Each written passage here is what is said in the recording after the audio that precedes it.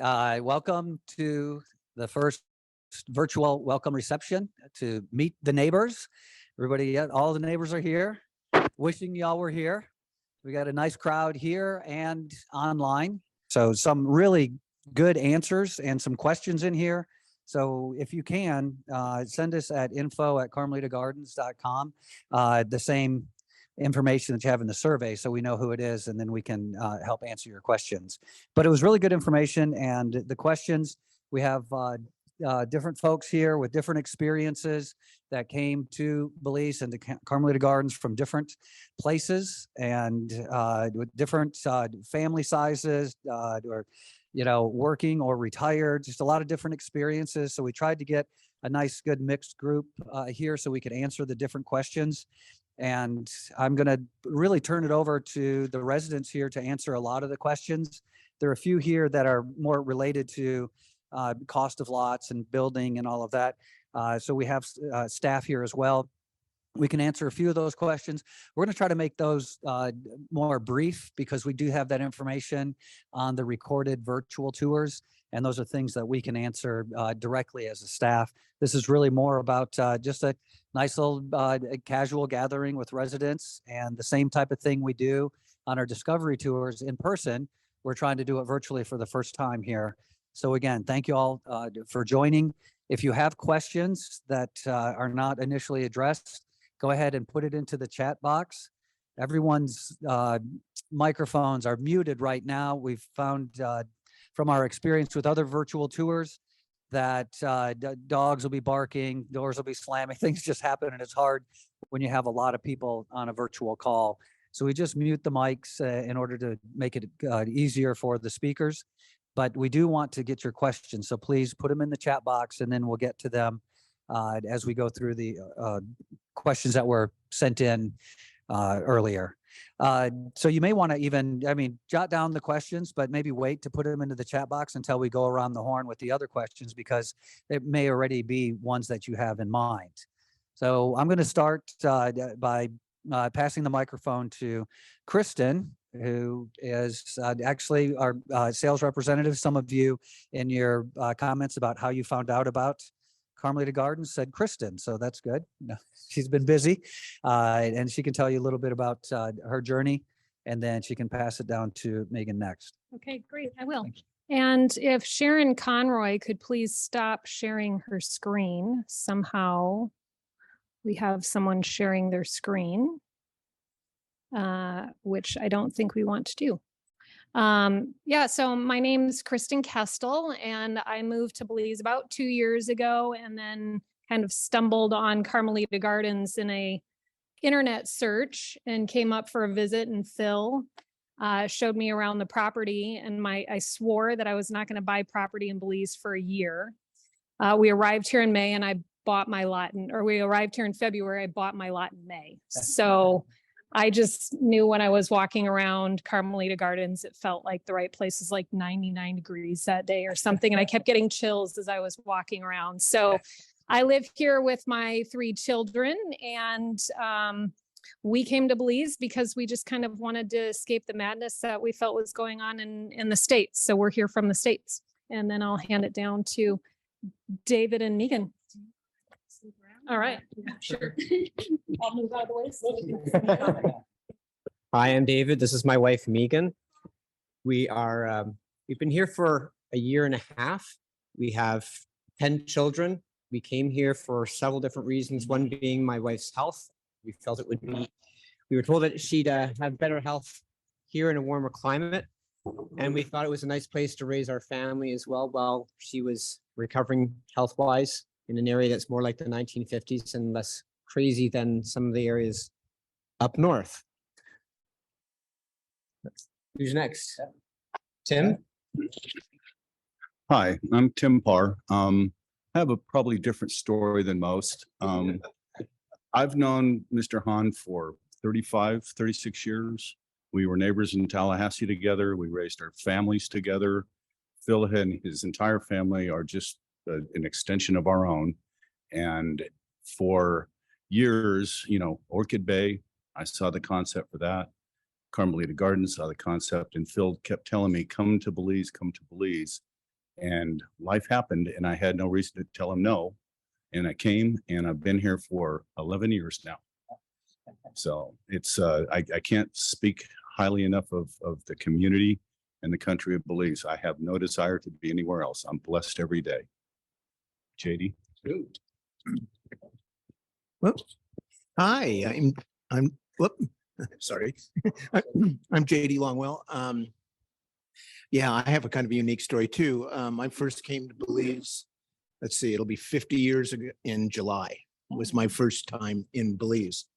And my wife and I were Peace Corps volunteers down here in the 1970s. So we got an introduction to Belize. It's quite different than what most of you will experience now.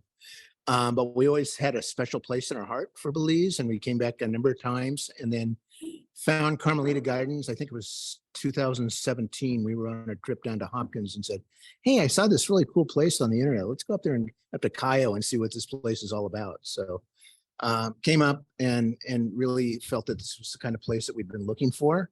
So we kind of like Kristen, didn't wait too long and bought a lot. And my son told me, he said, well, if you bought a lot in Belize, you might as well go ahead and build on it. So we did that. And our build went very well. We finished it right at the beginning of 20, right at the beginning of the pandemic. But we've got a great house. We spend as much time down here as we reasonably can. We live in Colorado when we're not here. It's where my wife is right now. And there's much more I could tell you, but I'm going to pass it on to Louise. I'm Louise. I'm the architect for Phil and Carmelita. I first came in 2020 when I was traveling and volunteered for a while. And then I don't know what happened. We just ended up staying in touch, ended up working here. And now I think I've been working for you for 2 years this month, actually. Yeah, and I've been in Belize for about a year and a half, on and off, more on now. So yeah, I love it here. Can it stretch to you? My name's Mark Trickey. I am not even going to try and guess how long ago I met Phil. It's over a decade ago. We met at a conference in Quito. I've always had interest in, living overseas. Wasn't necessarily Belize back then, but, Phil, in meeting him and talking with him, he sold me on his vision and his dream of Carmelita Gardens. And not that long after, we made a visit down here. And I think at that point in time, it wasn't too long after that we bought a lot. And, again, that was some time ago. And I'm still working. And, hopefully we'll be down here full time. Right now, it's kind of as I can get down here. And just finished my build here, started last year. And the house was just finished a month or so ago. And I'm trying to spend more and more time down here. And hopefully over the next 5 years, that'll just become, more time, and we'll end up spending, all of our time down here once we hit that magical retirement age.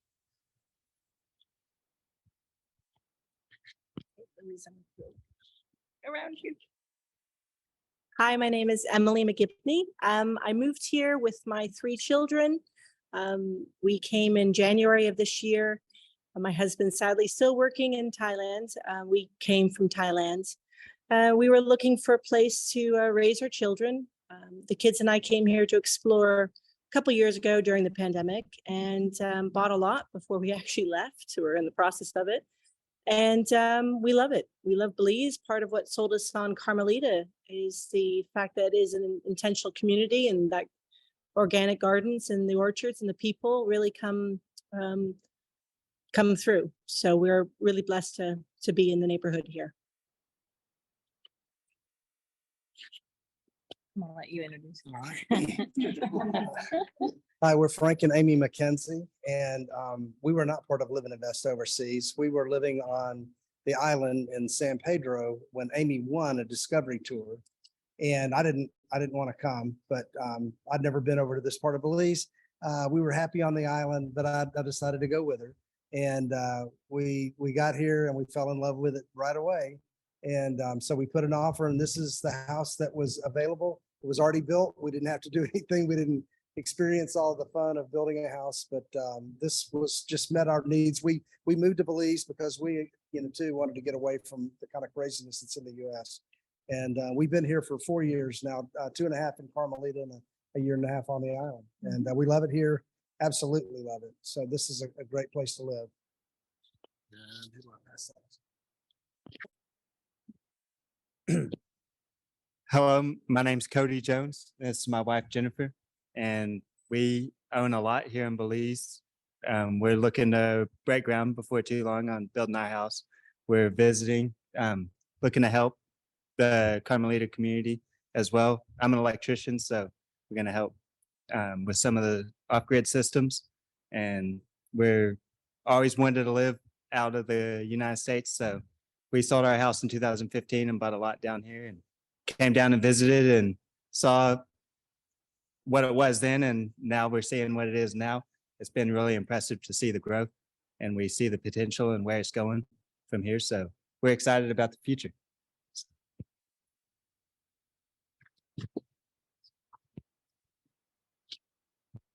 Good day, everyone. My name is Rosalio Penados, born and raised here in Belize.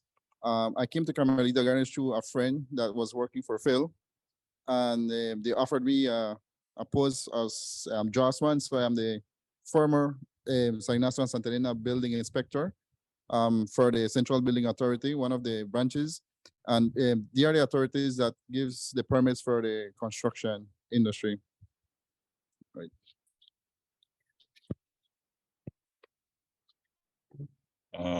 Everybody hear me?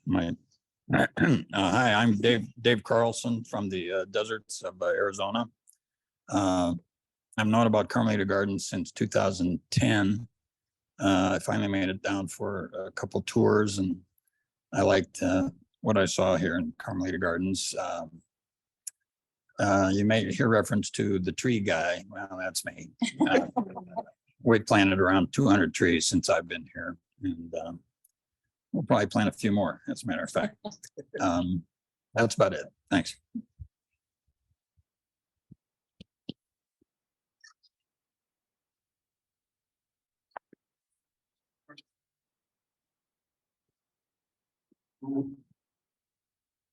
Okay.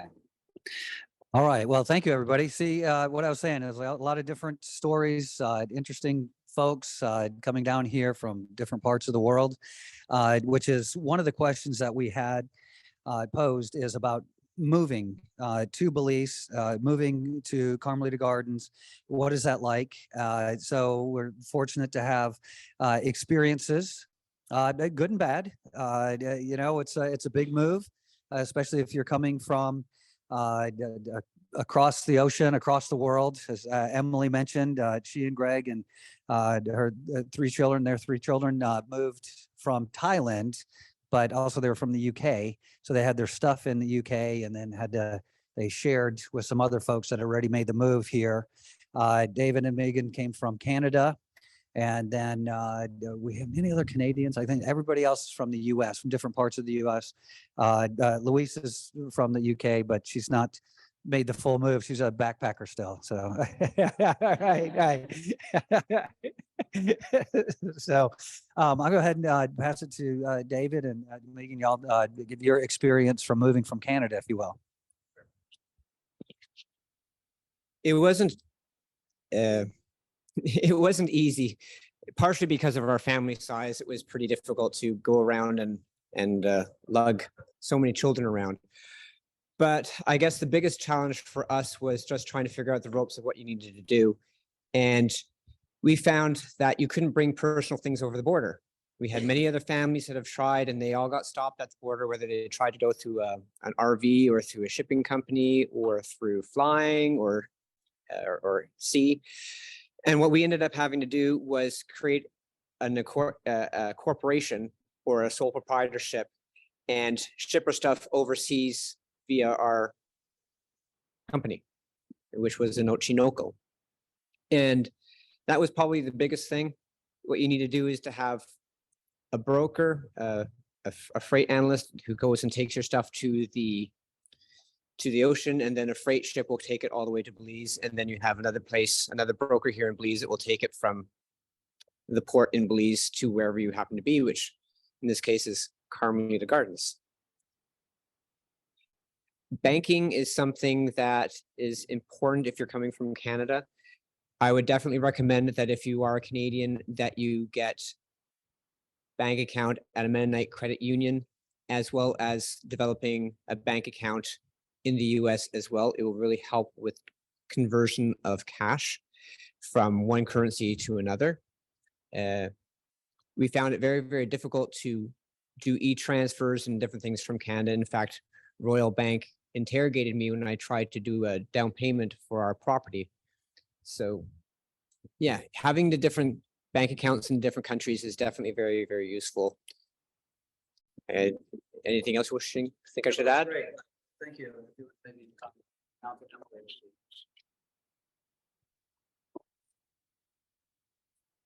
So we moved from Thailand here, but all of our things were in the UK already in storage because we knew we were making the move.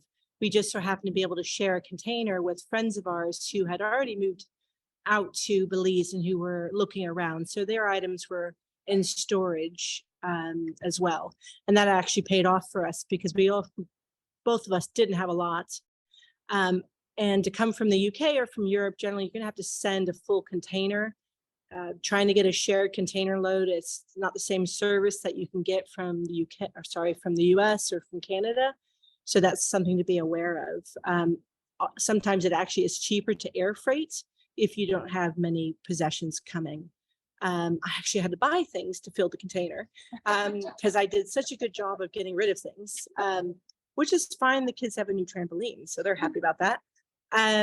With regard to the broker, thank goodness David was here before myself because he hooked me up with a fantastic broker on the Belize side, and he just helped us tremendously.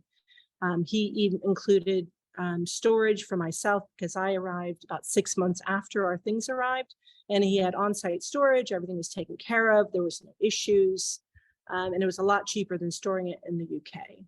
And he made it just easy for us with respect to our friends who they had their shipment delivered to them right when it arrived, and ours went into storage. There was no issues. With regard to banking, I am a US citizen, so I did have a US account, and that definitely comes in handy for any money transfers and so forth. So we have a colorful transfers going on, Thailand to the UK, UK to the US, and now to Belize. But it does matter what bank you do have. Some make it easier, some make it a bit more challenging. But there's generally a solution that can be had here.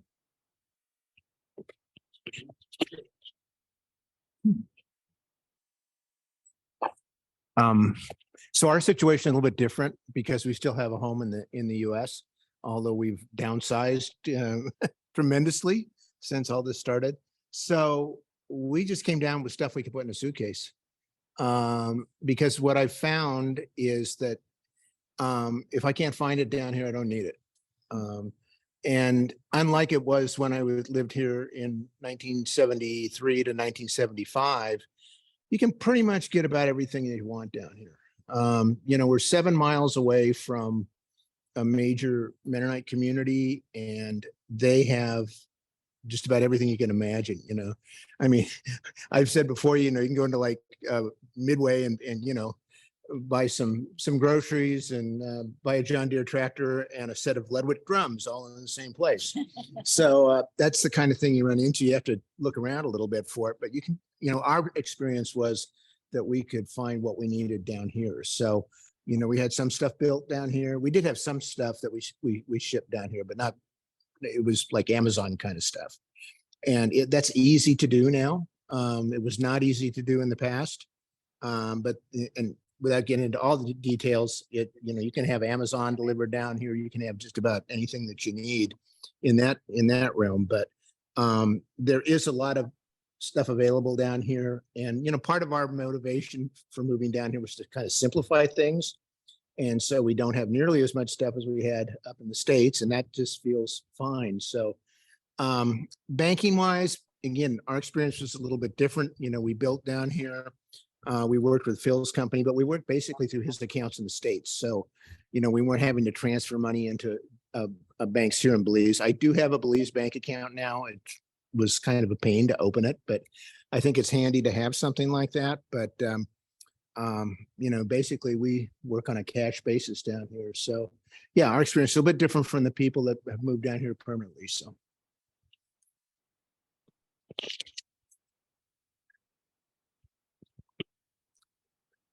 All right, thank you. So yeah, different experiences, and actually, I know other people have had experiences. Dave has a good experience. You want to tell your story? Yeah, yeah, yeah. Tell your story. It's a good one. I mean, there's nothing sexy about it, but unfortunately, yeah. Back in 2017, 18, for a little while, I lived in Mazatlan, Mexico after I left Arizona, and enjoyed the Pacific Ocean, but I knew it was time to come down to Carmelita Gardens. So I went south and I crossed the Mexican border early March. And I drove through Mexico to get here. It took me 8 days. I swallowed all the courage pills I had, and I kept going the whole time. I was not in a hurry. I didn't want to get caught for speeding or anything. I was stopped 3 or 4 times by the federales, I guess. And one time they made me open up my trailer. It was very well inventoried. I had a box number on each I had a number on each box. And I said, okay, guys, you want to take a look at these things, and I had it well laid out, whatever was in there. And they just looked at me. I guess they thought I was pretty innocent. So they said, close this up and get out of here. And I said, you bet. And so like I said, 8 days, and I pulled into northern Belize, the Corozal area there. And I did that. Unfortunately, it was on a Friday, so I had to spend the weekend there. But Monday morning, they got me out of there right away. And I made the final trip down to Carmelita Gardens, and that was March 28th, I think, or something like that. And I've been here ever since. So that's my story.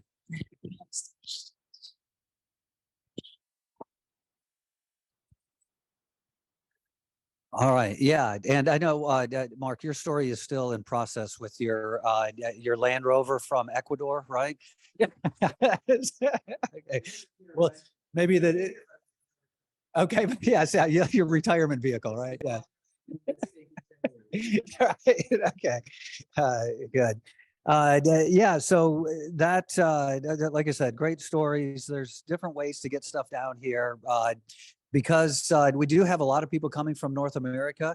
Actually, driving through Mexico is an option, and we've had a number of people do that. We got one of our residents, Donald. He's got a great story about his driving through Mexico. Unfortunately, he's traveling now. He couldn't make this reception. But the thing that you notice is that in the neighborhood, not just the moving part, but there's a lot of other logistics and helpful hints and things that you'll get from people that have already been there, done that.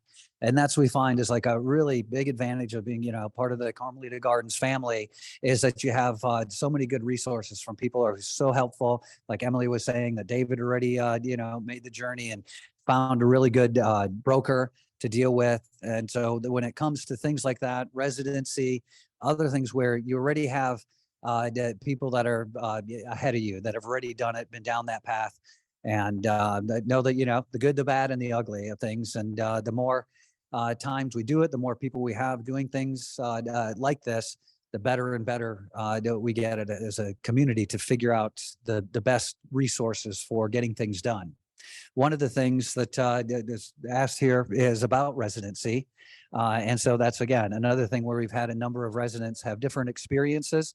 I saw that Matt and Rhonda are on. They were asking about temporary residency. That's something that we've had a couple of residents try to go down that path. It turns out it's not really a good thing for most people. It's really designed as more of a type of residency that if you're working for a big corporation who has a project in Belize, it could be an infrastructure project or something like that, working in agriculture or whatever, and you need to be in Belize for a year or 2 years for your work and your company pays for this temporary residency so that as you come and go, you don't have to get stamped every month. You don't have to pay an exit entry fee. There's things like that temporary residency gives you. But what it does not give you is a path to citizenship or a passport. And it's expensive. It's like $4,000, I think it's Belize per year. So you're better to go with either a QRP, which is the Qualified Retirement Persons Program, or permanent residency. The permanent residency requires you to be in the country for 1 year. It doesn't have to be the calendar year, just one consecutive year, and only leave for 2 weeks, 14 days. You're allowed to leave. You can go wherever you want, but only for 14 days. And it doesn't have to be all in a row. It's just total of 14 days in one qualifying year. So once you've done that, then you qualify for residency, which then leads to citizenship and a passport over a 5-year period. So it's just that first year was the qualifying year. And so we've had a number of people that have done that, and even more that are in the process of doing that right now. The QRP is a little bit different program, and that is something that Frank and Amy did. So Frank, if you wouldn't mind talking a little bit about that program, that would be great.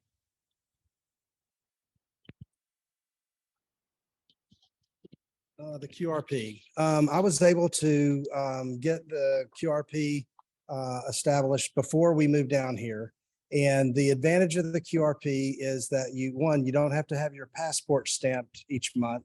And it allows you to bring in a car, an airplane, and a boat, and your household goods for no duty, okay? And the caveat on the QRP is if you're not gonna want to become a resident, then the QRP is great. There are some things that make it a little more difficult. You got to get a bank account. And as JD said, they're hard to get, but it can be done. But you have to come down here to open the bank account with a local Belize bank. The other thing is with the QRP, I lost my train of thought. Yeah, you have to deposit US funds or Canadian funds into that bank, and it's 2,000 US or equivalent each month. And you have to do it via wire transfer, or you can write them a personal check. It takes about a month for that to clear, but it takes a while, to get that all set up and established. And once you do, then it's only $50 a year to renew. So it's a great deal. The other caveat is you can't work. So if you're planning to come down here with doing a job or a business, the QRP is not for you. Okay. So I would recommend, and to get out of the QRP, that's another animal.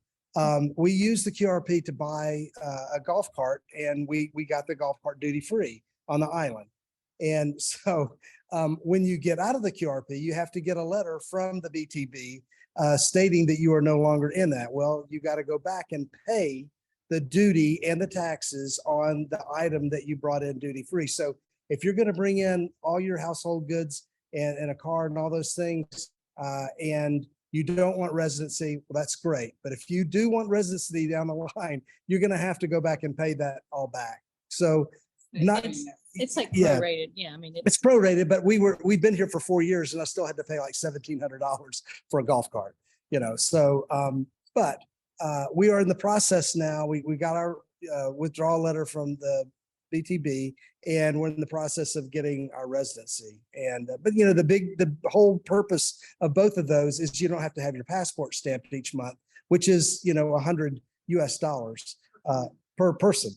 Yeah, and so it gets real expensive real fast. And but like I said, the QRP is great, but just remember, if you're going to want residency, then probably just get here and stay here a year and then qualify for residency, and then go down that path. So can you deposit the 24,000 just one time, or does it have to be a monthly? No, you can do both. You can make a one-time deposit of 24,000 US or 48,000 Belize once a year, and they have caveats as to the date you have to do it by. I think it's April something. And if you make your deposit each month, they want you to do it, by a certain date, by the 5th or whatever. And, that's not a big deal. But they want US dollars. And so the best way to do that is either to write a check, which will clear, or you can wire transfer it in, which there's fees on both ends from your bank and the receiving bank. And the exchange rate is 2 to 1 here. So 2 Belize dollars for 1 Belize US dollar.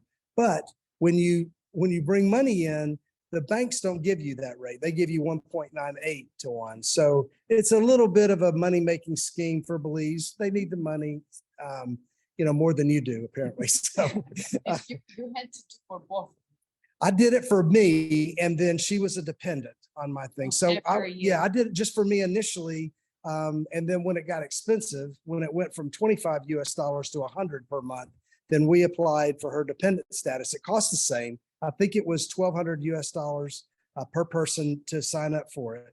And again, it's only $50 a year to renew. So it's not that big a deal. It's less expensive than residency, but permanent residency leads to citizenship and a passport and those kind of things. So it's however you want to play it, but we started with that and we're happy until we decided we wanted to go to the residency. So you have to be off the QRP for a year. So you start all over. I mean, it's basically starting all over. So And basically, you can spend money only here in Belize. what do you mean? Your card, would you do online purchase? Oh, yeah. I mean, there's no restrictions now on your Belize bank account. And there's some advantages to that because a lot of things you can buy, you can do a bank transfer like Marab's or different stores, or taxes or whatever, you can do that. But so there's advantage to having a Belize bank account. And you can buy anything. And then, the money from your US account, we still maintain that and just kept money in the Belize account just to have it because, I didn't want all my money in Belize. But it was a good program. Just kind of make that point that it's still your money, required a deposit so that basically the central bank wants US dollars. Yes. And then spend it in Belize dollars. Oh, yeah. It's still your money. It's still your money. Now, I will say that different banks have different rules. And so I don't have I can't, I would say that Atlantic Bank, there are no fees for that.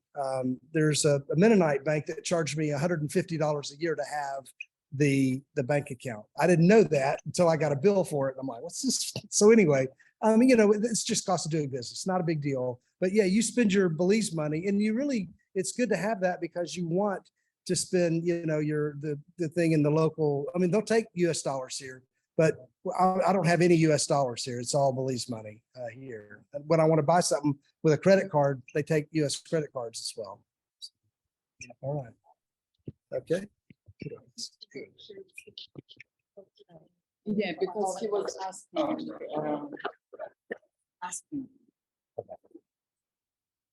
Yeah, thanks, Frank. That's a lot of good information. And if you just start kind of run the math real quick, like you said, if you come down and you come on a tourist visa, which you automatically get 30 days, but then you extend it every month, it costs you $100. The QRP, even you put the $24,000 in at 1.9803, you're losing 1%. That's like, 2.5 months of having to pay. So you're going to save a lot more by doing that, even with the bank fees and all of that. So it makes sense financially, especially if you're bringing down a bunch of stuff, car, a boat, a plane, or a lot of household goods. The duty alone would really makes up for what you would spend on the QRP. Excuse me? Oh, the duty, it depends. Like on a vehicle, if you bring down a pickup truck, your duty is going to be somewhere 30 to 40%. But if you bring in an SUV that's 8-cylinder, it's going to be almost 80% duty on that. The value of the vehicle. Yeah, they look at the Blue Book value of it, and then there's also shipping costs. And the thing with the QRP is that the vehicle has to be 3 years or newer. So now you're talking about expensive vehicles bringing in. Whereas if you're not on that, you can bring in your vehicles, or you buy one here. You can buy a new vehicle and it qualifies for the QRP. But again, it's expensive. Yes, Dave. Don't haven't most of our residents bought vehicles here? Yeah. Quite a few. So he's asking about, people buying vehicles or shipping them in. Most people buy vehicles here. There's some, if you have a vehicle that you love and a one owner, your vehicle, you know it really well, yeah, definitely bring that in because, that's of value, but there is a transportation cost. There is the import duty. Transporting it, you can ship it, but we also have a good friend. He splits his time between Houston and Belize, and he has a service where he will drive your vehicle through Mexico for you and deliver it out here to Carmelita Gardens. He brings it in, he gets 1 month's insurance, and he gets it registered in your name, and then delivers it here. We've had a number of people that have done that as well. That also goes for shipping stuff in, trailering it, or however you want to do it, driving it through Mexico, kind of like Dave did from Mazatlan, but all the way from the US. Then Silvino can also help guide you. He's done little caravans of people coming down together. The QRP, again, it's good, especially if you're bringing stuff down. But we do have people that have just decided, I'm coming down with, a few boxes, a backpack, and a bicycle or something like that. Maybe it doesn't make as much sense then because you're not saving that much in the duty and you want to have your permanent residency and you plan to do that. Well, then it's an individual thing and we can help with that when you're considering it. And again, that's why we're doing this. Meet the neighbors, find out their experiences, and it helps inform your decisions. So the other thing that was brought up, let's see, is so again, sort of along with the moving down is the ease of access. As you see, we have people that are here that are full-time permanent residents, and then we have the part-time residents. I wouldn't necessarily call JD a snowbird because he comes down all throughout the year. But we do have folks that are, live in the temperate climates and they'll come down for 6 months and then back typically to Canada. A lot of times it's because of the healthcare system there. They want to keep that the healthcare, their coverage intact, and you have to be at least 6 months in Canada for that to be the case. But they'll come and go 6 months at a time. But for the most part, I think we have more full-time residents. In fact, one of the things that we saw in the survey, again, was really helpful, is that over 60% of the people that responded are looking for full-time residency rather than part-time or investments. In fact, nobody checked off investments. It's all, about living here either part or full-time. So that's really encouraging. It helps to grow our neighborhood. So JD, would you mind talking about the ease of access? You fly back and forth from Denver, I think, right? Is the closest airport for you, right? Yeah.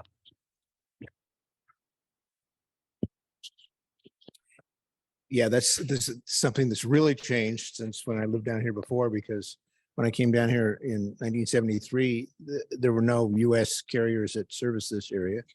It was all Central American lines. And I think they just flew out of like Miami and New Orleans were the only place. So you get these puddle jumpers that, went down here and then Guatemala and El Salvador and the like, and they were generally older planes and they didn't run every week. So it was pretty limited. That's totally changed. I mean, it's serviced by all of the major US airlines now. A couple years ago, Southwest started a direct flight from Denver. I never thought I would live to see the day when there was a direct flight from Denver, Colorado to Belize City, but it's been running now for at least a couple of years.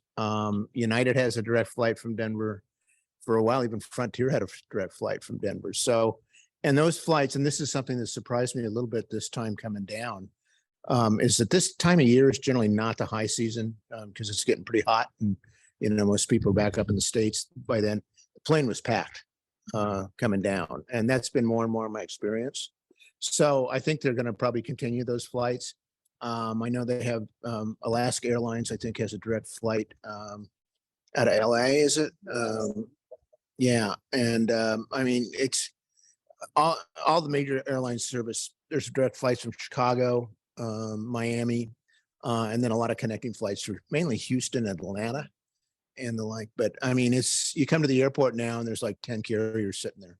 And that's created a little bit of a bottleneck in terms of getting through the airport, because that's one thing that really hasn't been upgraded since I first came down here is the airport. So the immigration process can be a little tedious from time to time, but it's worth it. I mean, you just figure you're gonna be in line for a little while. But yeah, it's very easy to get down here by by air. And, Phil's already talked about driving down through Mexico. It's doable, just do your homework before you do it. So yeah, that's what I'd say. Here's speaking of the airport, I just saw some kind of Belize news that they're doing an airport expansion project. So I don't know what all that entailed, but I know it's about $175 million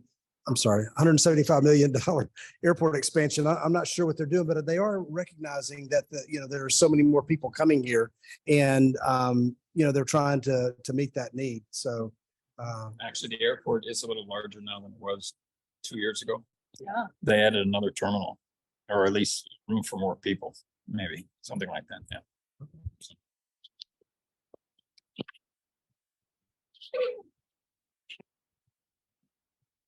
Yeah, JD, I keep thinking, what the airport must have been like in the 70s when okay, I can't wait the stories.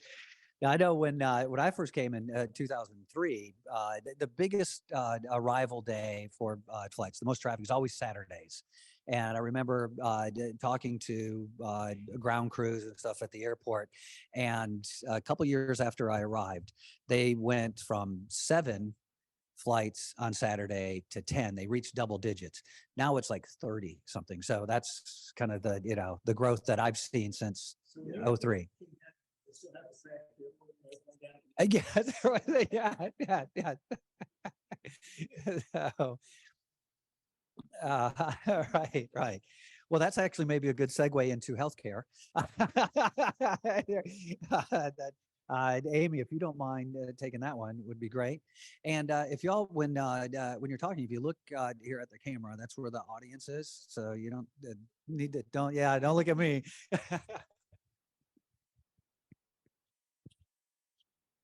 Well, we have had some healthcare things, but I will say that both of us have dealt with the dental stuff down here.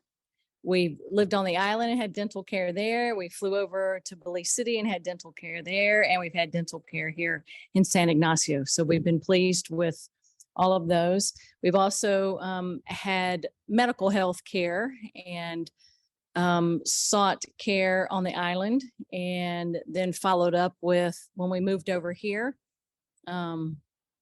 had a little foot surgery and recovered from that. And we've actually had doctors come to our house and check on us and spend the night, and just all kinds of neat experiences that I don't think you'd ever have in your other countries. But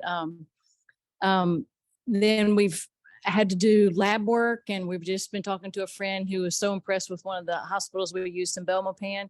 You go in, you get your lab results right away. They write up your results. You leave with your results, and you've even seen the doctor all in one day, which that didn't seem to happen where we came from either. And you're close enough to the U.S. that if you need something major, you're a 2-hour flight away. So you don't have to have fear about being in Belize and, worried about not being able to get healthcare, because there's a lot of different options. Merida is close in Mexico. I know a lot of people go there, even Guatemala. But you can get whatever you need, just like you could in the, matter of fact, our friend that's in Merida now, she said that the medical facilities there were nicer and better equipped than the ones in the US, and there's no waiting. So that was kind of some of the issues, is trying to get an appointment, in the US, and you can't get it, but you're able to do all that down here. Yeah. Then we also found a holistic clinic that's not very far. It's in Spanish Lookout, and they have international patients. So people come from other places and come and visit there. So we've been very pleased with the care there. Many people in our community use that clinic. There's another clinic that follows the more traditional medical care, but that's there as well. So before we moved down here, it seemed like people were always, medical care, getting ready to retire. And I'm like, don't let that stop you from living, and just go. You'll find what you need. And we've been very, very pleased. So thanks.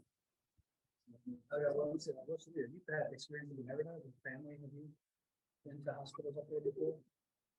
My dad went to Chetumal. You went to Chetumal, yeah. Okay, yeah. Which is right across the border. Mhm. Mhm. Did you have any worse experience there? Well, I was small, so I'm not. Oh, he was little. Yeah.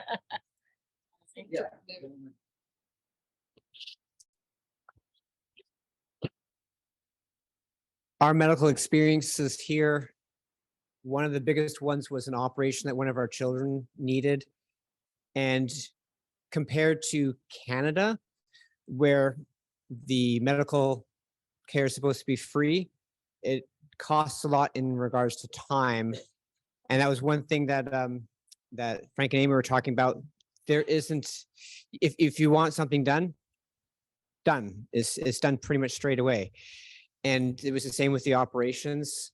And in a comparison to Canadian medical to Belizean medical, we were really, really shocked because we didn't think that there would be such a contrast. But on the scale of 1 to 10, with 10 being the best medical care that we've ever experienced and 0 being the worst, I'd have to say that Canadian healthcare came out as a 5, where Belizean came out as around an 8 or a 9.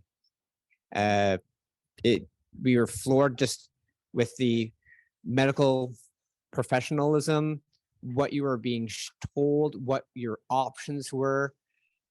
It was how, whether it be ultrasounds or CAT scans or whatever the case may be, they just say you need one, boom, it's done the same day. It's like, and you get your results half an hour later. The doctor gets the results, you get the results, you can consult with them.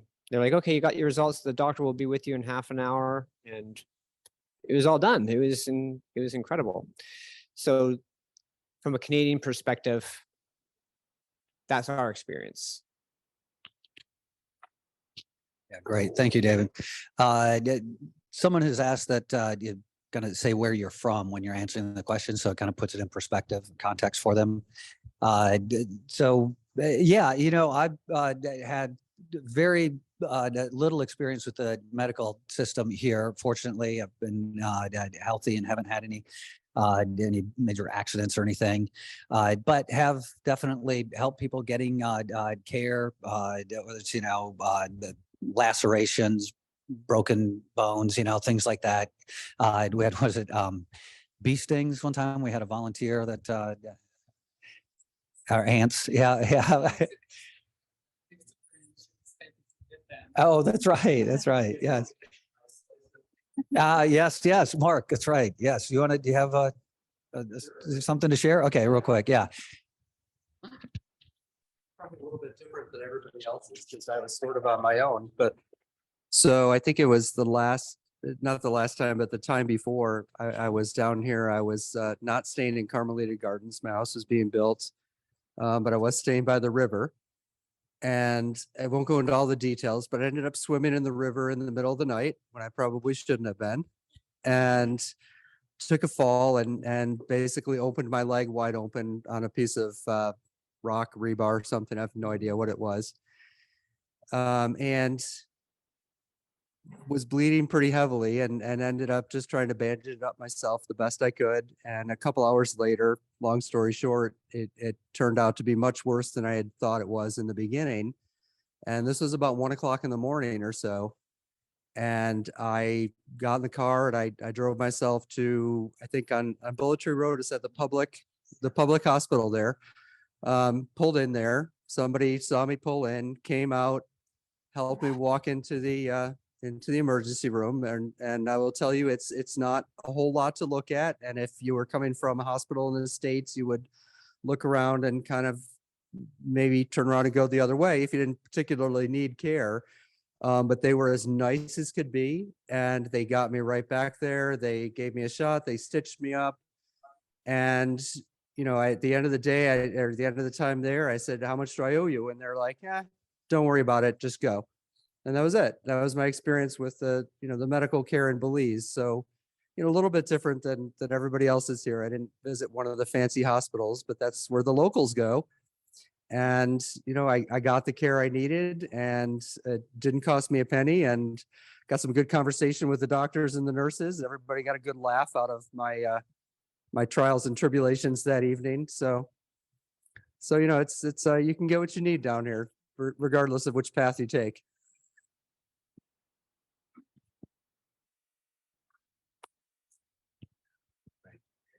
Thanks, Mark. Yes, I remember when you told me that story. It's a good one. It left a few details. Good. Yeah, I think you find that certainly the primary, secondary level care is great. When you get to that sort of tertiary level where you need specialists, because it is a small, sparsely populated, I think is the main thing. Is there's only 400,000 people in the whole country, so it's not a country that can really afford to have a lot of redundancy. So you don't have a yellow pages full of cardiologists and, other specialists. And that's why, Amy was mentioning, Frank, about going to Merida. Some people do that. And even like Guatemala City, where maybe there's a larger selection of specialists and facilities to choose from. So that's from the border. It's about 5 hours drive. From Carmelita, it would be about a 10-hour drive. You can take a flight from Belize City to Cancun. They used to go to Merida, but I don't believe they do now. Cancun to Merida is probably, Elisa, what was that, 2-3 hour drive? 1.5. Okay. Yep. Good. Belize time, that's 2 to 1. No. Yeah. Okay. So yeah, from Cancun to Merida, it's not far. Is it? The flight is an hour and a half, but about 3 hours from Cancun to Merida. Yeah. So anyway, it's accessible. You can get there, and it's a great healthcare there. Some folks have asked about insurance. Again, I haven't really had the experience with international insurance, but there are like Bupa and Cigna, I know, offer international policies. Included in that question was about Belize medical insurance.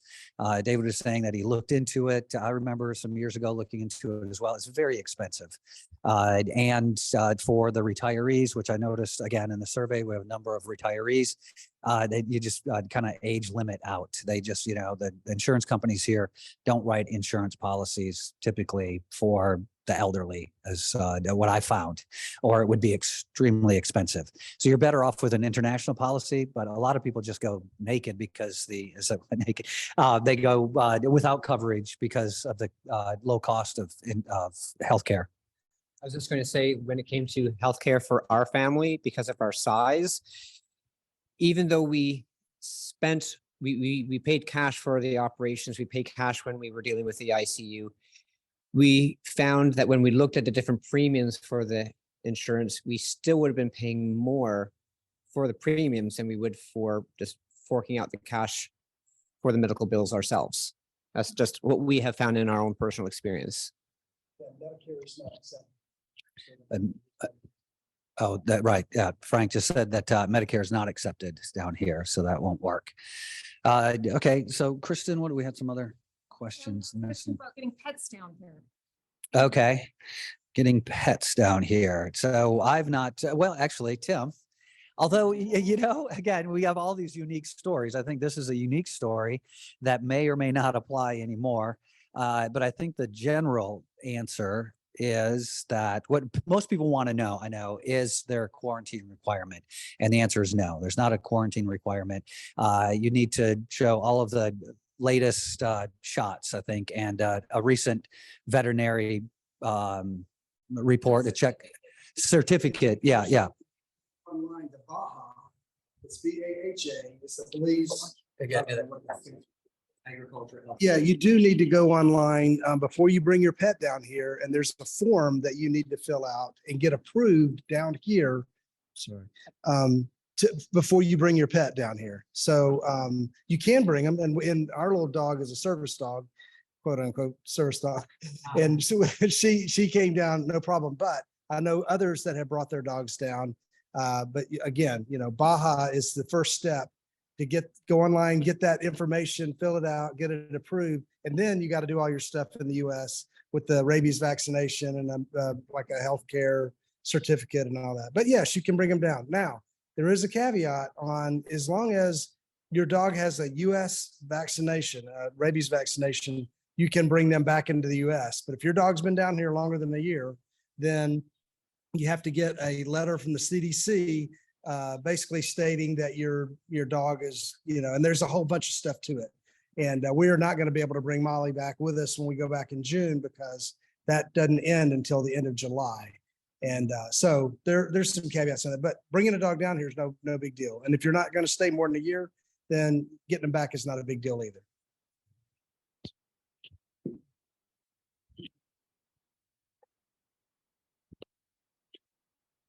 Tim, come over here. Tell your story. Mine is not the same as Frank and Amy's. It was so long ago that when I brought Lucy in, she was a certified AKC service dog.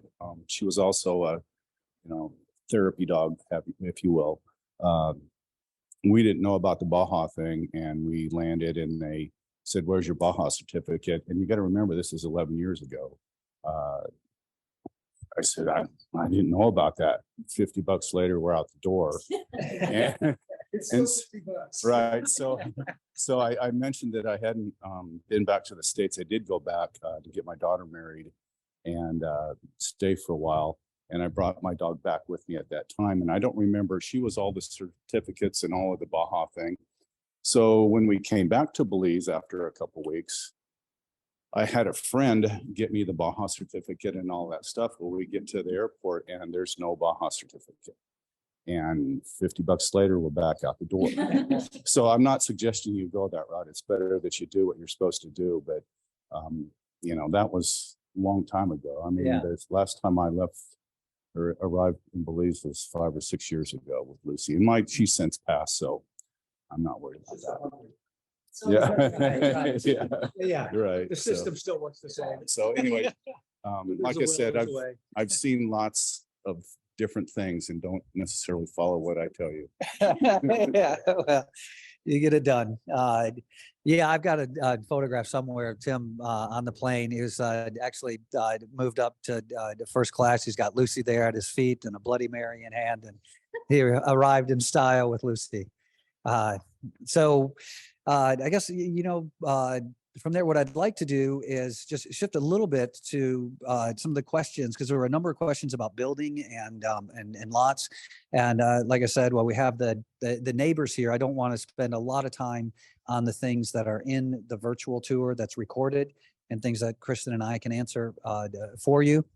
But we do have Luis and Rosalio here that are our architecture team. As Rosalio mentioned, he was with the San Ignacio Santa Elena Town Board as a building inspector.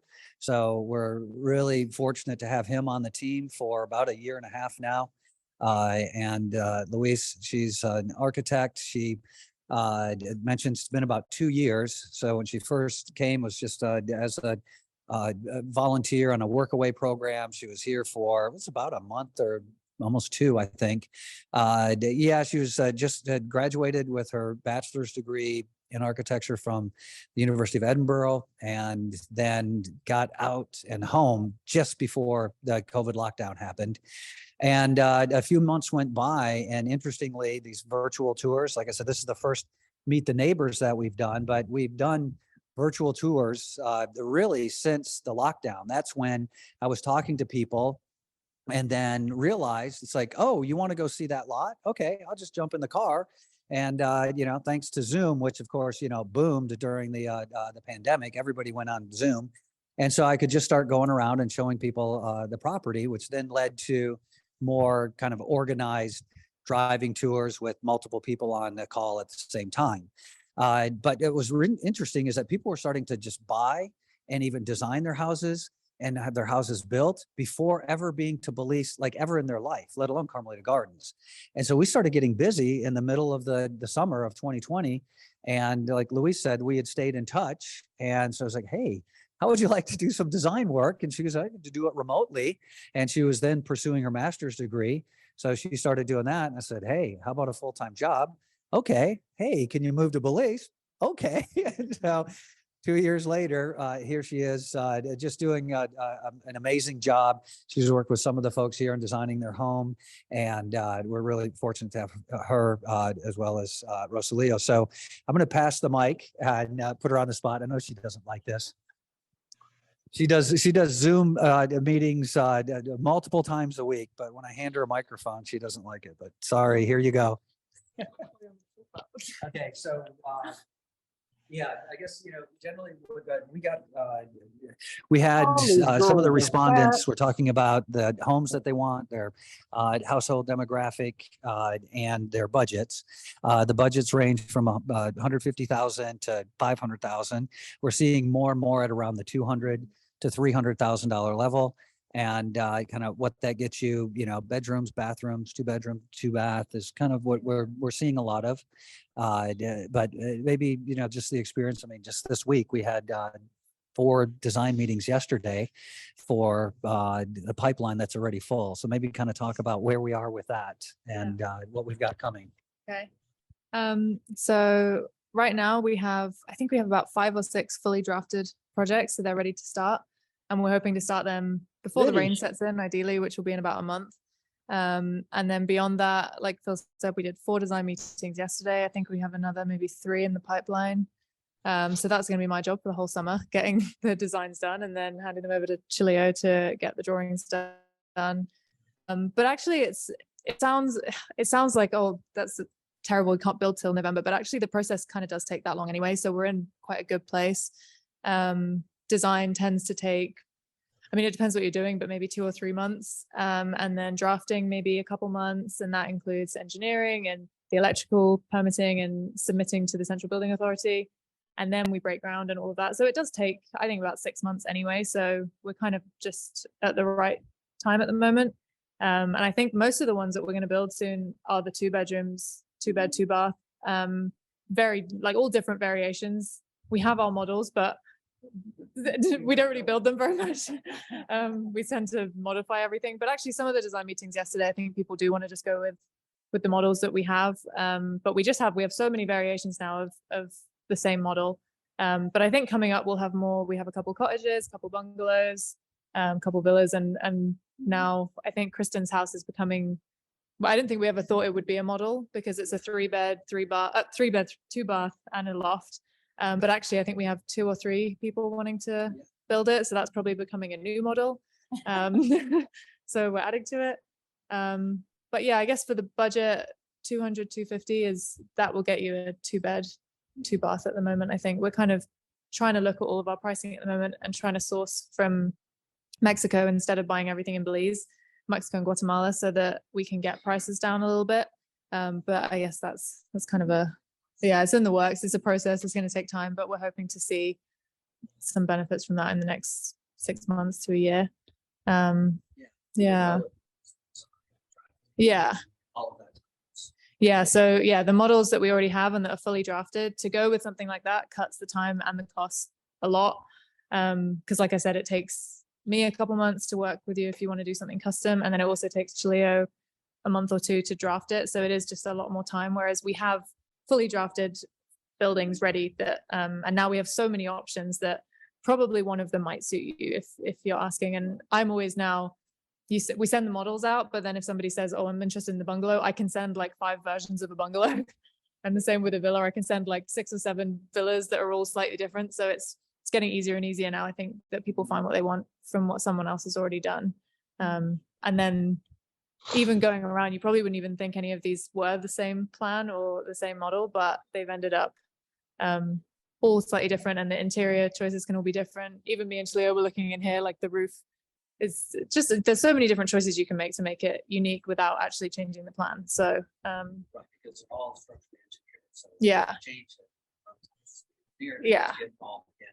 exactly. Yeah, the less sort of changes you can make structurally, the less time it will take. But changing things like if you want to change the kitchen layout or you want to change some of the finishing, we do things with the facade that changes.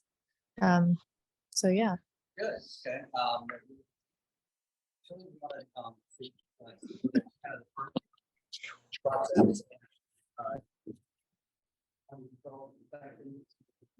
Okay. Okay.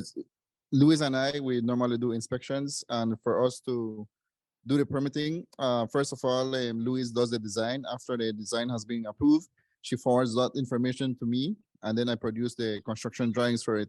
When you're dealing with the construction drawings, we need to get engineers involved.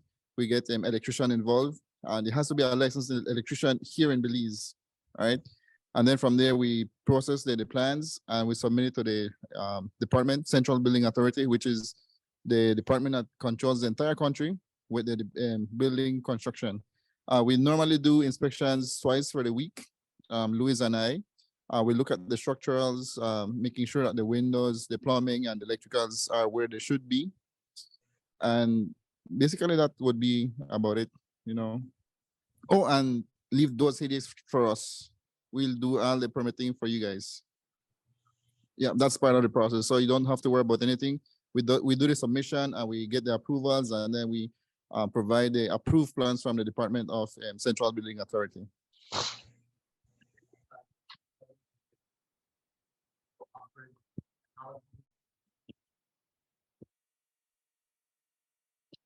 Hello, my name's Cody again. So there was some questions about what exactly off-grid is, and so I just want to explain that. It's really exactly that. There's no city utilities coming to your property. Your house is designed to be self-sufficient. It collects the rainwater in the cistern that you'll use, and then you filter that water, and then your house runs on batteries that are charged with solar panels, and then even though you don't have utilities, there's still services in this area. So you can have a propane tank if you like to run your cooktop or your oven on gas. And there's also generators that you can put on to ensure that you never really run out of power. If it'll charge your batteries in case the batteries run down. But nowadays, the technology is getting better and better, and you can really live a very comfortable life and not even realize that you're running on a battery powered house. The sun shines a lot. The battery technology is just getting better every day. And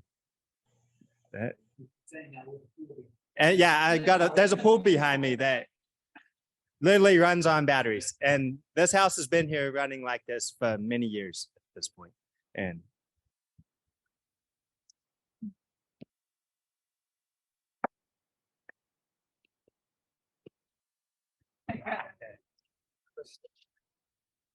All right, so from there, we're gonna go to some things that had come up before. Just quickly, I'm gonna answer one that is about banking. Everybody that talked about moving here also talked about banking and why is it so difficult? And my take on this, and you know, if anybody else has another opinion, please let me know, raise your hand. I know, David, you were in banking.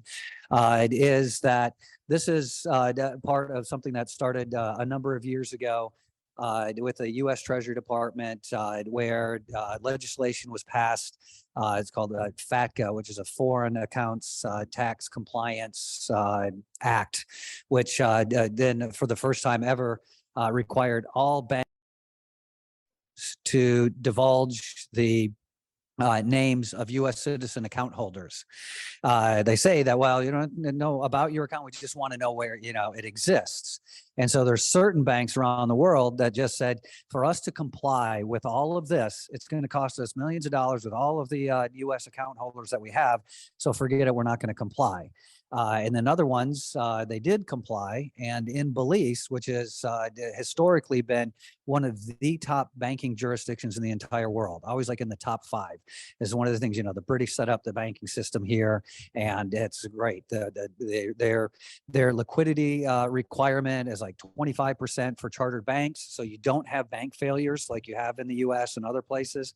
So there's a lot of good things about the banking system, but they are now really serious about this compliance with FATCA. Again, you know, it's a really well-run banking system. And so they make it more onerous, I would say, on U.S. citizens to open up accounts, because what was happening before is U.S. citizens would come down. Maybe they intended to live here, maybe not. Maybe they're just, you know, having margarita madness. It's like, I'm going to open up a bank account and have banana dollars, you know. And then they had all these dormant accounts. As I was talking to a banker here, and they're like, you wouldn't believe the number of dormant accounts we have. So they just, after FATCA, they just started shutting down the accounts and say, okay, if you're really serious, you want to open up a bank account here, then show us, do you own property here? Do you, you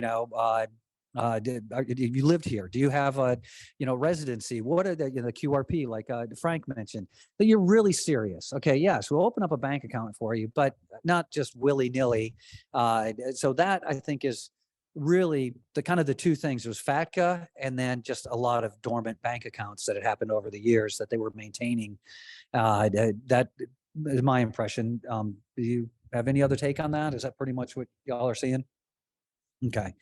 So, and then, Kristen, there was one that you were going to answer. What was that? Oh, someone had asked about a vaccine mandate. I think we're almost past this era now, but I guess it's still a concern. Yeah, I think it's good news too. I've been helping Carmelita Gardens with sales efforts and showing people lots and talking about home builds here at Carmelita. We've had a lot of folks who have wanted to come down and visit from Canada, but haven't been able to come through the US. And I think yesterday they've ended those restrictions. So I think now you can fly freely through the US. So a lot of the Canadian folks that wanted to come down that had to avoid the US were able to get direct flights from Toronto, I think through WestJet down to Belize City. The other option was flying into Cancun and either taking a bus, the ADO bus, or another airline.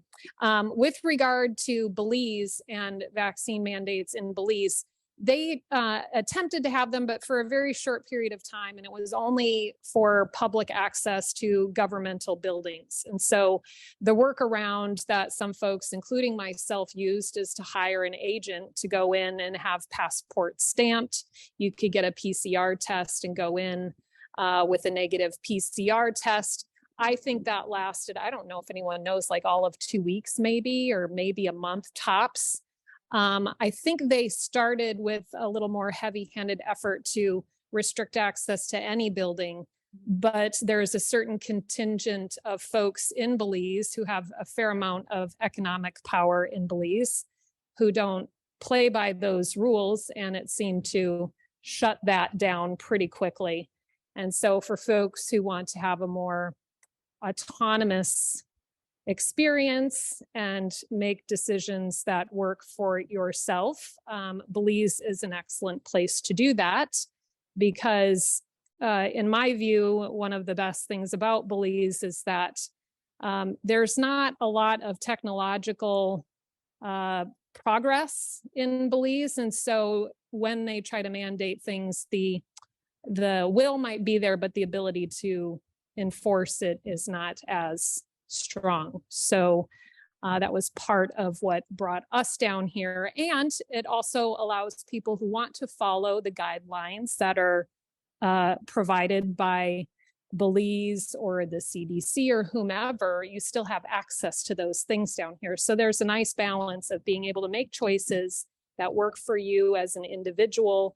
And at Carmelita Gardens, what I've appreciated being here is that we have a broad range of experience, positions on all sorts of issues, medical freedoms being one of them, political choices, religious, et cetera. We are all over the map. And what's really beautiful, I think, about Carmelita Gardens is how well everyone comes together when it's needed. My ex-husband recently died. We have 3 young children, and the outpouring of support. We have another family that lost a family member. Just seeing the amount of support that people have in helping one another in the community, I think is a nice picture of what I think the world should have looked like over the last 3 years. It's one of the things I appreciate the most. I know that's not the answer about the vaccine mandate, but I feel like it's important because a lot of people who come to me and talk about living in a community that's off-grid with shared values, wanting to have a garden that uses organic farming practices where everybody treats one another respectfully. I just don't know where else that exists the way that it does at Carmelita. It does not mean we don't have disagreements on some things, but we tend to find a common ground on all the things we do agree on. And I've really very much appreciated that. And all of my extended family, which is Carmelita Gardens. So yeah, here, I'll hand it over to David. Regarding vaccine mandates, I found that in Belize, you kind of get the best of both worlds in some circumstances. We have people here who were terrified of COVID and they really wanted to get the shots. And then there were other ones that came down here and they're like, over my dead body, am I going to be getting a shot? And depending on where you were in Belize, you could have both of those options. There were people that have a lot of clout in Belize that basically told the police officers, if you're going to start finding us for wearing face masks or something like that, you have one of two options. We're going to run you out of town or shoot you. That was what some of them did or said. They didn't actually do it because. And then there are other ones who were really, really concerned, and they wore the face mask. They got shot up as much as they needed to or wanted to, as like Kristen was saying, Belize doesn't have the best infrastructure. So if somebody decides that they didn't want to go ahead and get a shot or obey the COVID mandates, there are people from every walk of life, Belizeans, North Americans, anybody from the West. There were different ways around it if they didn't really want to go through it, which is one of the attractions that people had to go to places like Belize or Nicaragua or different places like that. So I just thought I'd add that in case that's helpful to anybody.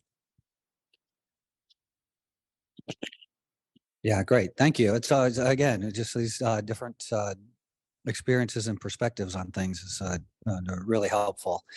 So we've got just a few more minutes.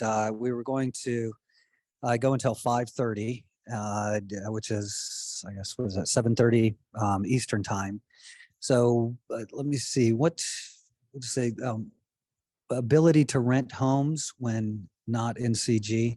We do have an on-site property management and rental ability. We have a number of people that do that. They rent when they're not here. And some folks have actually done investments where they've actually built the cottage or the home specifically for that purpose, just as an income producing property. So those are both options. And then for those folks that are wanting to come down before their house is built or under design, we just had another gentleman a week ago arrive, and we had it was one of the meetings that we had on yesterday, to design his home, and he's renting long term. So on both sides, if you want to rent out your place and if you want to rent a place, it's available here. So that's a good question. Sure. For anyone who's looking at building a home and wants it for the purpose of renting it out, one of the areas that we need more homes is 2+ bedroom homes. We have a lot of cottages that are, good for a couple, but not great if you're traveling with an elderly parent or a young child or young children. And so if you're looking for an investment opportunity where you might spend some time or just as a full-on rental, we could use more 2 and 3 bedroom homes for rental pool. Yep. Good point. Very good. How long does it take to build a house? I'm not sure, Luis, if you address that or not, but it all depends on the size and the complexity of the home. It can range anywhere from 3-4 months for a cottage up to a year for a highly custom large home. So it's like anywhere. It's the same thing. Just depends on the size and complexity. And like Luis said, we're making moves with our overall construction system to speed things up with acquiring materials at bulk. We're hitting for the first time really the number of homes that could be under construction at the same time gives us an efficiency and economies of scale we've just really never had the ability to achieve before. So we're now working with new builders, engineers, architects to hone the system and be ready for what we have in the pipeline.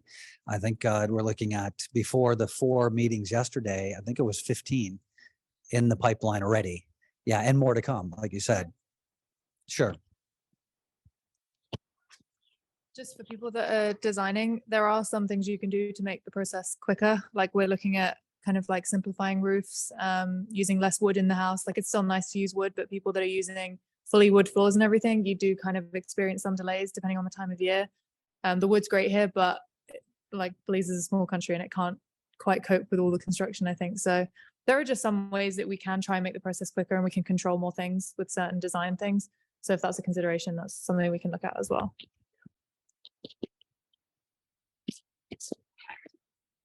Yeah, that's really good advice. And we have heard this from the residents here today also about trying to simplify. I think JD was talking about that, just overall, trying to lead a simple life. I think it was Da Vinci that said, simplicity is the ultimate sophistication.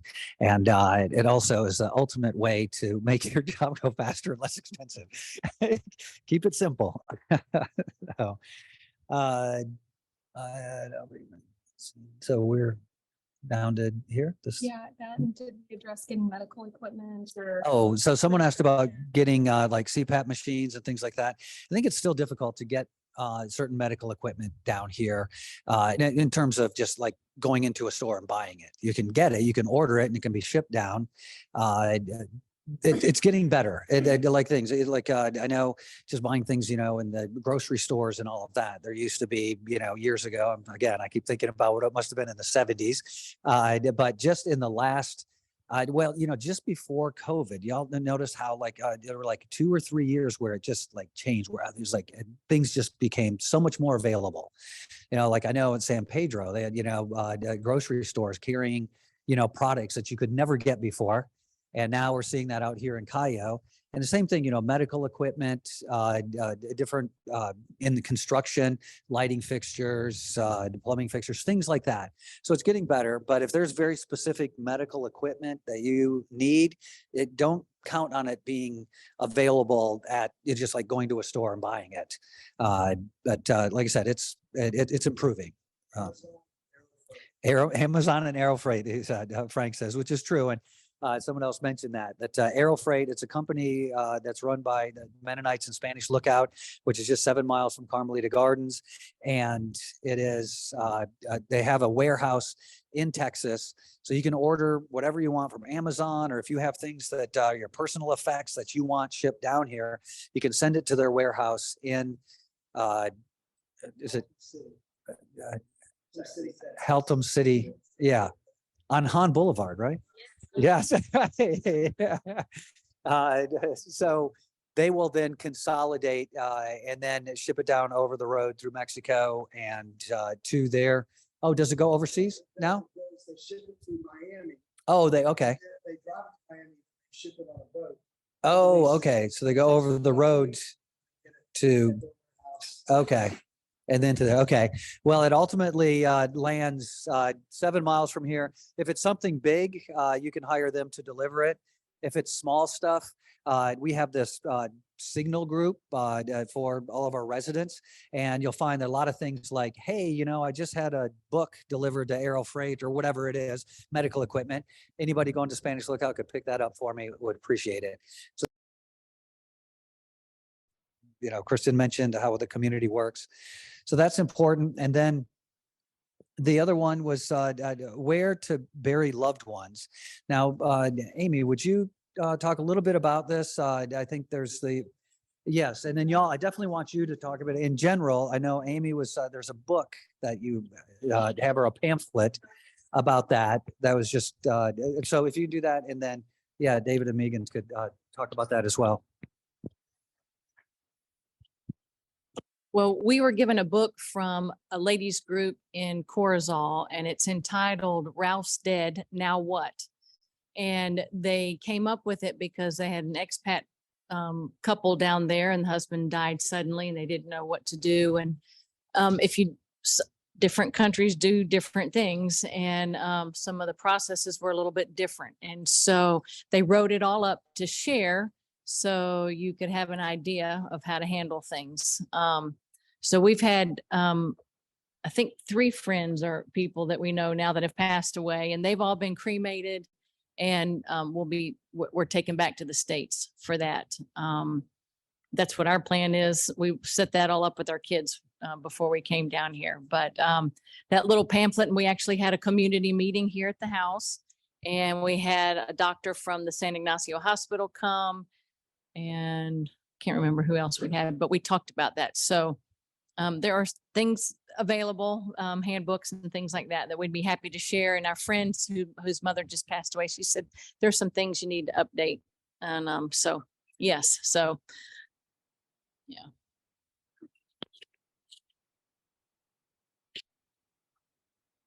I definitely go for what Amy is saying. if you're going to the States or wanting to go back to the States or Canada, that's definitely the expertise that they have. We have the expertise, I guess you could say, if you're wanting to bury here, because one of our daughters just passed away a few months ago. And she was one of those died suddenly statistics. And we're friends with the Mennonites, and so they allowed us to bury her here the way that you would traditionally do in North America, 6 feet under.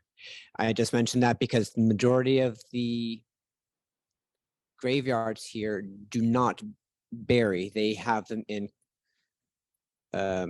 concrete coffins that are above ground.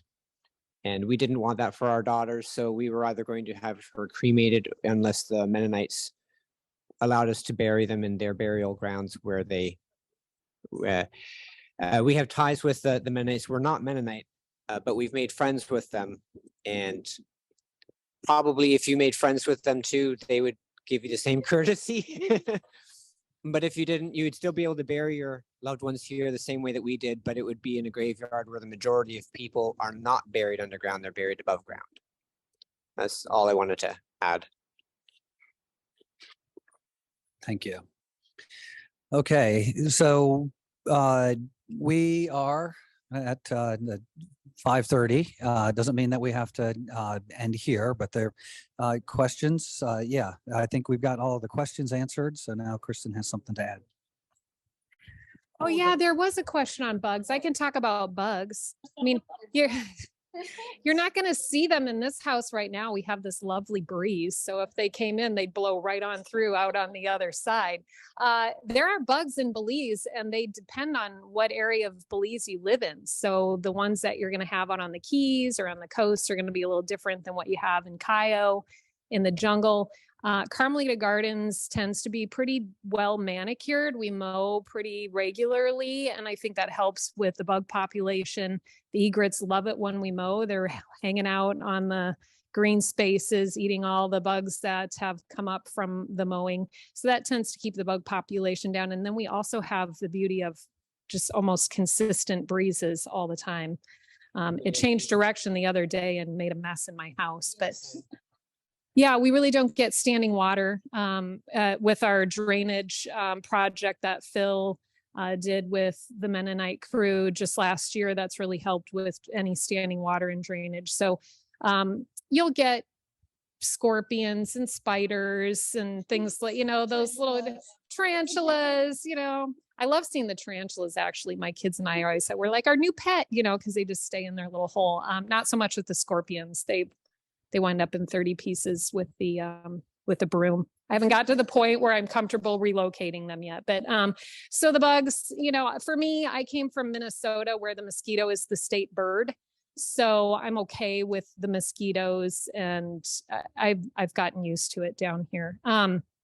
Because we're at the dinner hour, I thought it would be fun to just let everybody know that at Carmelita Gardens, we tend to have regular barbecues as a community. So there's usually around holidays, Christmas, Easter, some of the, summer events, et cetera, will have parties. Frank and Amy, who you've seen speaking often, host here at their lovely home, or, we'll set up picnic tables and just have there they are.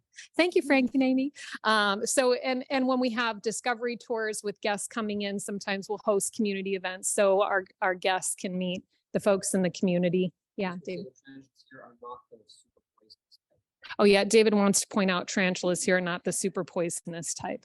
They're the furry friendly type that hide in their holes. They're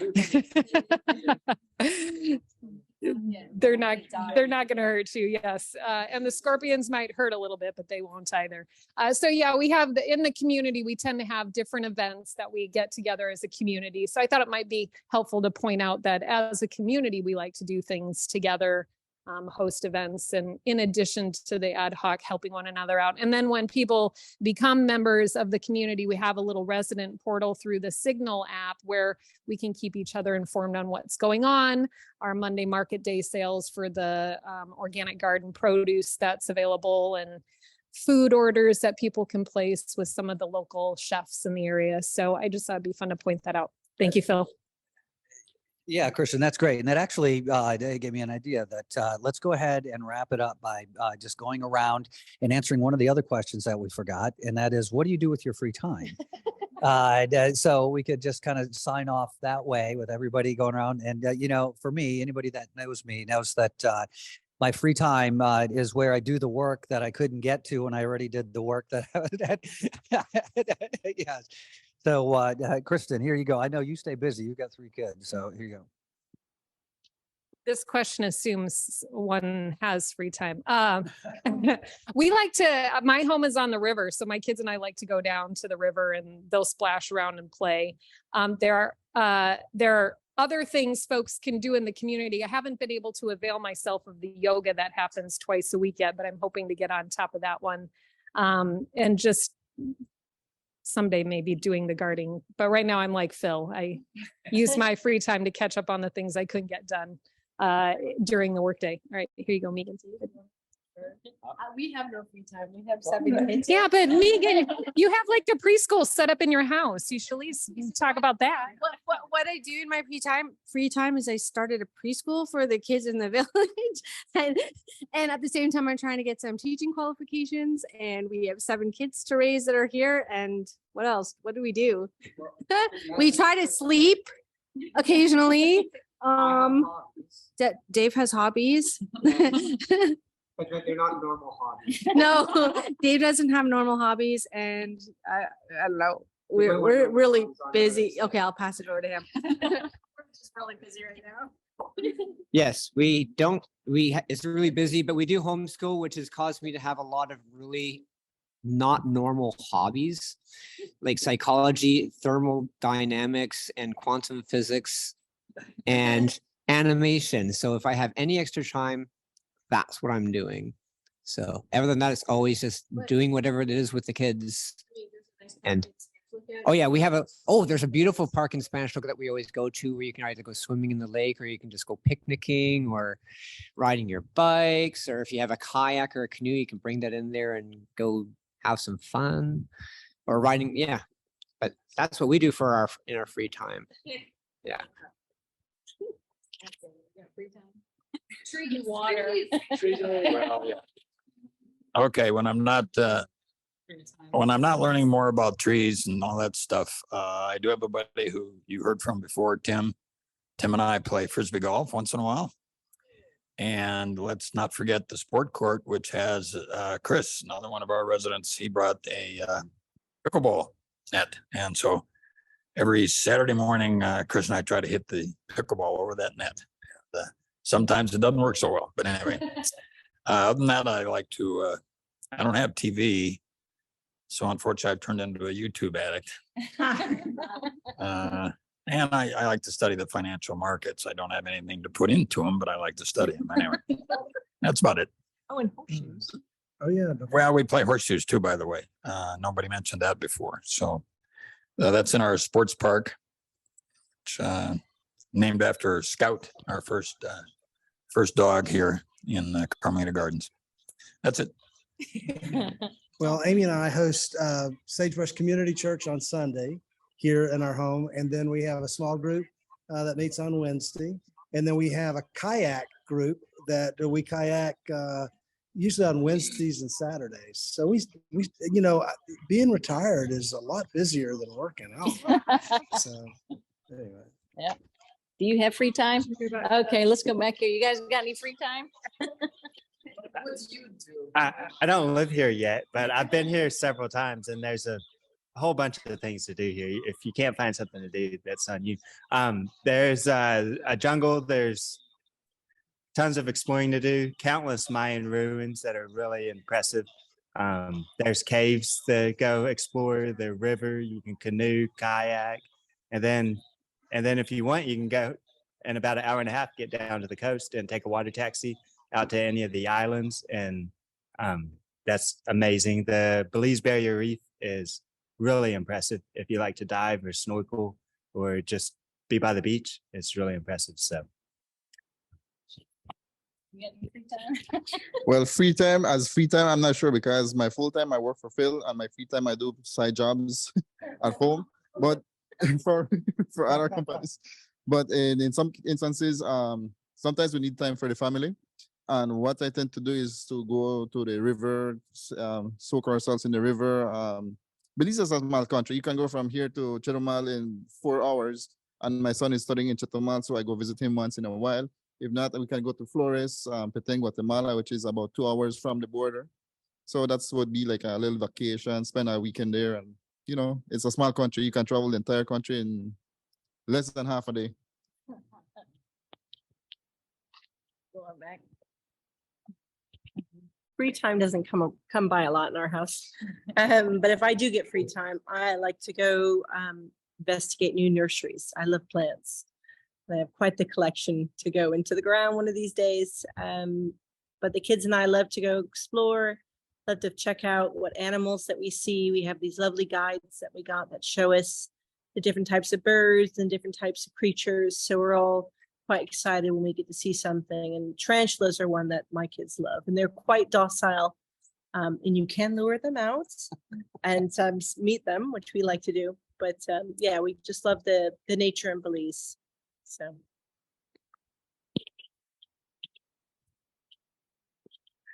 So I'm not living here yet, but I'm spending, you know, anywhere from 2 weeks to a month down here during the building of my house. So I work when I'm down here, so I don't have a whole ton of free time. But when I do, it's right now it's still kind of finishing up the house, putting my final touches on it, you know, continuing to shop and find the last little things that I've been looking for the past few months. And you know, and then there's always the, you know, going down to the river, floating down. I'm a big fan of the Mayan ruins, so I've seen most of them in Belize so far. There's probably a couple that I've missed. And that's about it.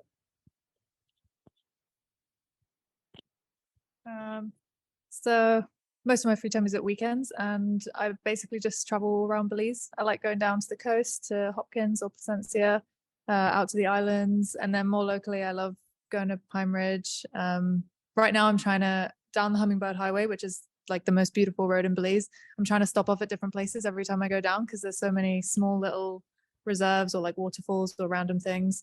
But yeah, there's a ton of beautiful stuff in Kaya. I love food. Yeah, I just go around Belize eating food. Ask any food recommendations. I'll know somewhere everywhere. Oh yeah, I did my PADI course on Kikorka, and then yeah, I did whale shark swimming in Mexico. So yeah, I like the water too.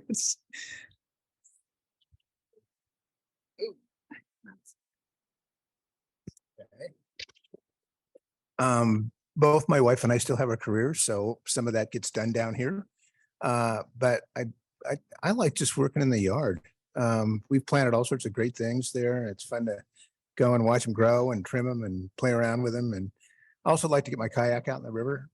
That's really easy to do. It's very accessible, and the river is pretty friendly. So lots to do down here. Oh, what is the basketball? Hey, like I said, I've been in Belize for 11 years now. And one of the things Phil asked me to do when I first got here was to get ingrained in the community. And I've been very blessed to be able to do that. My girlfriend of 9 years has a very, very large family. So I spend a lot of my time ingrained in what I remember as family dinners, birthdays. And when you got 8 children and, you know, hundreds of grandchildren throughout the family, there's always somebody's birthday. So I spend a lot of time with the family, and other than that, I enjoy my time with Dave, and have been part of everything involved in Carmelita from the beginning, but trying to retire now and do as little as possible. I do like working in the garden from time to time and helping Dave with the watering. And so there's always something to do, and it's an awesome place to be. Thanks. Okay. Well, this has really, I think, been a great success for our first reception. You've had a chance to hear a lot of different perspectives, a lot of different stories, answers to, I think we got all of the questions. If not, please send us an email at info@carmelitagardens.com. Any questions that you have there? Dave, you have? I was peeking in over Christian's shoulder, everyone's, but I think it was about 60 when we, you know, at the peak. Yeah, yep, which is the biggest turnout that we've had for virtual. Mhm. Yeah, so thank you everybody for joining in, and we can thank everybody here in person when you come down and visit. Help you make arrangements. But again, thanks for joining us, and send us your questions. And again, anybody that had filled out the survey, please, if you want us to respond to some of those questions or your comments, please resend that information to us via email, because it was an anonymous survey. But it was very helpful. The information we got from you was very helpful. And hopefully the information that we provided for you was very helpful as well. So we look forward to seeing you down here in Carmelita Gardens. Y'all have a great rest of the week. Bye-bye.